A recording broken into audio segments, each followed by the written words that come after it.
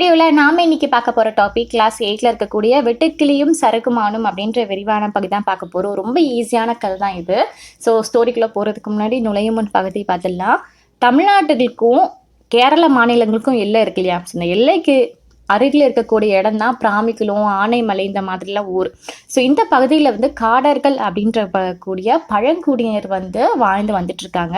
So தங்களோட முன்னோர்கள் வந்து காட்டில் தானே வாழ்ந்திருப்பாங்க. ஸோ அவங்களோட வாழ்க்கை வந்து எப்படி வாழ்ந்தாங்க அப்படின்னு தன்னோட வருங்கால முறைக்கு, அதாவது ஃபியூச்சர் ஜென்ரேஷனுக்கு வந்து தெரியணும், அவங்க வந்து மறந்துடக்கூடாது அப்படின்றதுக்காக நினைச்சாங்க. ஸோ என்ன செஞ்சாங்கன்னா, இந்த பாட்டிமார்கள் எல்லாமே வந்து தன்னோட பிள்ளைங்க பேரன் பேத்திங்களுக்கெல்லாம் கதை சொல்லுவாங்க இல்லையா? அப்படி கதை சொல்லும் போது அவங்க வந்து அந்த காடை பத்தியோ, அங்க இருக்கக்கூடிய செடி கொடிகளை பத்தியோ, அங்க வாழ்ந்த விலங்குகளை பத்தியும் சேர்த்து ஒரு தொடர்பான கதையை தான் வந்து சொல்லுவாங்களாம். ஸோ அப்படிப்பட்ட ஒரு கதையை தான் நம்ம வந்து இந்த ஸ்டோரியில பார்க்க போறோம்.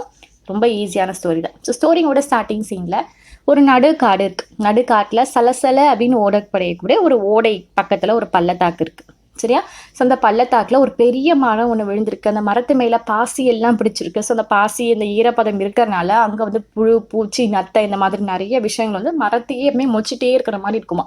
இந்த காட்டில் இருக்கக்கூடிய விலங்குகள் எல்லாமே நீர் அருந்தணும், தண்ணி தாக எடுத்துச்சு, தண்ணி வேணும் அப்படின்னா ஒரு ஓடை பக்கம் வந்து அங்கே இருக்கக்கூடிய குறிஞ்சி புதரில் கொஞ்சம் ரெஸ்ட் எடுத்துட்டு இலைப்பாரிட்டு அதுக்கப்புறம் போகக்கூடியது வழக்கம். ஸோ அந்த குறிஞ்சி புதர்கிட்ட ஒரு நீலப்பூ இருக்குது. அந்த நீலப்பூவோட அந்த இதழ்களுக்கு நடுவில் வந்து பச்சை வெட்டுக்கிளி அப்படின்ட்டு ஒரு வெட்டுக்கிளி வந்து வாழ்ந்துட்டு இருக்கு. சரியா? ஆனால் அந்த வெட்டுக்கிளி அப்படின்னா ரொம்ப வாயாடியா எப்பவுமே பேசிட்டே இருக்கிறதுனால அடிக்கடி ஏதாட்ட போய் ஒரு சிக்கல்ல போய் மாட்டிக்குமா. தெரியும் இல்லை? ஓவரா பேசுறவங்க ஏதாவது ஒரு ப்ராப்ளத்துல போய் மாட்டிப்பாங்கல்ல.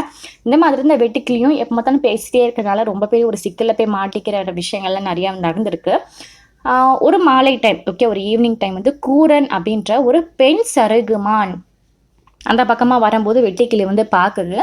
சருகுமான் வந்து அந்த ஓடை இருக்கு இல்லையா, அந்த ஓடையை வந்து தாண்டுவதும் குதிப்புமா ஒரு பதட்டமாகவே இருக்கு. சருகுமான்றது ஒரு சின்ன பிராணி தான். அது நம்மளோட பூனை எப்படி இருக்கும், வீட்டு பூனை, அதே கொஞ்சம் பெரிய சைஸ்ல இருந்தால் எப்படி இருக்குமோ அதே மாதிரி தான் இருக்குமோ அந்த சருகுமானும்.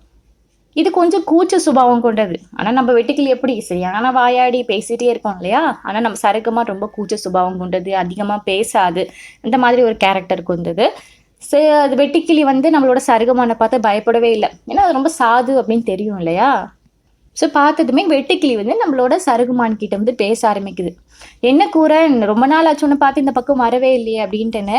உடனே நம்மளோட கூரன் என்ன சொல்லுதுன்னா, இல்லை நான் காட்டுக்கு அந்த பக்கம் வாழ்ந்துட்டு இருக்கேன், உன்கிட்ட பேசுறதுக்கெல்லாம் எனக்கு இப்போதைக்கு நேரம் கிடையாது, பித்தக்கண்ணு வந்து என்னை துரத்திட்டு வருது அப்படின்னு. பித்தக்கண்ணு யாரு அப்படின்னா சிறுத்தை, ரொம்ப ஒரு வேகமாக பாயக்கூடிய ஒரு சிறுத்தை. அந்த சிறுத்தையை பற்றி நம்மளோட வெட்டுக்கிளிக்கும் தெரியும்.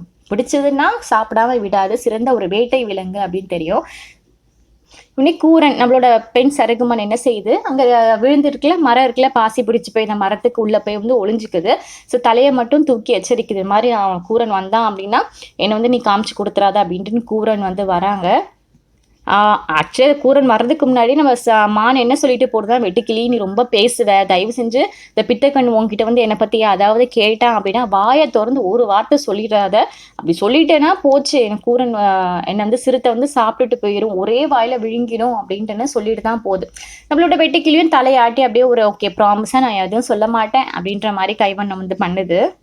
நம்மளோட பித்தக்கண்ணு அதுக்குள்ளே வந்து இந்த மானை தேடி ஓடி வந்துருச்சு, இந்த ஓடை பக்கமாக வந்துருச்சு. ஸோ சத்தம் இல்லாமல் அடிமேல அடி வச்சு அப்படியே வருதான். சரி, சத்தம் போட்டால் இது வேறு எங்கேயாவது எஸ்கேப் ஆகி ஓடி போயிடும் இல்லையா மானு. அதனால் வந்து அந்த சிறுத்தை வந்து மெதுவாக வருது.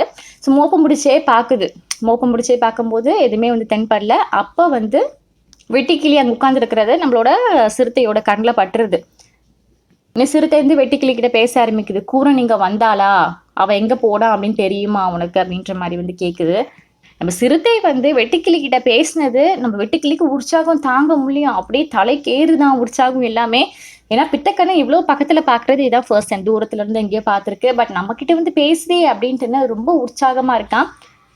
ஸோ அந்த உற்சாகத்தினால என்ன ஆகுது, நம்ம சிறுத்தை கேட்குற கேள்விக்கெல்லாம் வெட்டுக்கிளி வந்து பதில் சொல்ல வாயை திறக்குது. ஆனால் திறக்கும் போது அது செஞ்சு கொடுத்த ப்ராமிஸ் வந்து ஞாபகம் வருது. என்ன செஞ்சாலும் சரி நீ வாயை திறந்து நான் இருக்கிறத காமிச்சு கொடுத்துறாத அப்படின்ட்டு அந்த மான் சொல்லிச்சு இல்லையா?